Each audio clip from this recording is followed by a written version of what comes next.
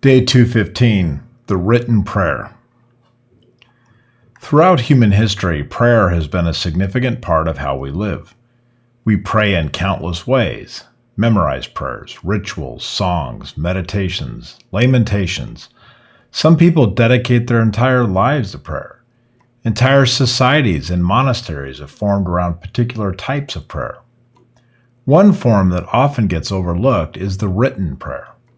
Most of us were raised to believe prayer requires a specific posture, kneeling, sometimes lying even prostrate on the ground in submission.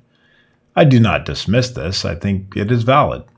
But it is not always practical. There have been times when I needed prayer and was either unwilling or unable to pray that way. I'm constantly writing, blogs like this, letters, emails, text messages, posts. I'm in the act of writing almost every moment of the day. I even record a personal journal because for it to feel legitimate, I need to record it somehow. So naturally, I began to wonder about writing a prayer down. Years ago, I created an email address for God.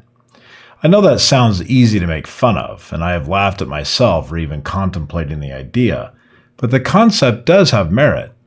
Whenever I'm in a moment of trouble, despondence, or just plain contemplation, there is the convenience of quickly and easily sending my prayer to this email address. You might argue that God would not answer such an email. Perhaps you are correct.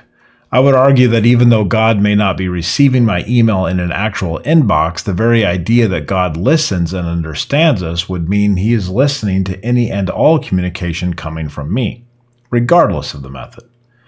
We can debate whether God is actually capable of listening to each and every human thought by every individual in the human family, but even those that see God as just a concept must admit that the influence of deity would have the same impact on human consciousness no matter what medium the prayer took. So I still, on occasion, send my email to God.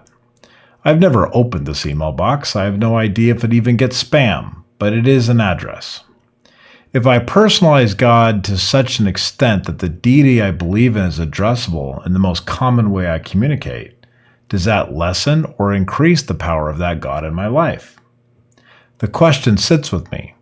I think the answer is that it increases it, not because the method is special, not because email is sacred by any means, but because I am meeting God where I am. I am not waiting for the perfect moment or the perfect posture. I'm not delaying until I feel worthy or ready. I'm simply reaching out in a way that feels most natural to me. Prayer is not about the form. It is about the connection. If writing is how I think and how I process, how I make sense of the world, then writing is how I pray.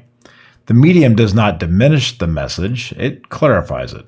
So here's the next step. If you are someone who writes or sings or composes songs, whatever the case may be, try doing a prayer in that form. Not a formal one, not a perfect one.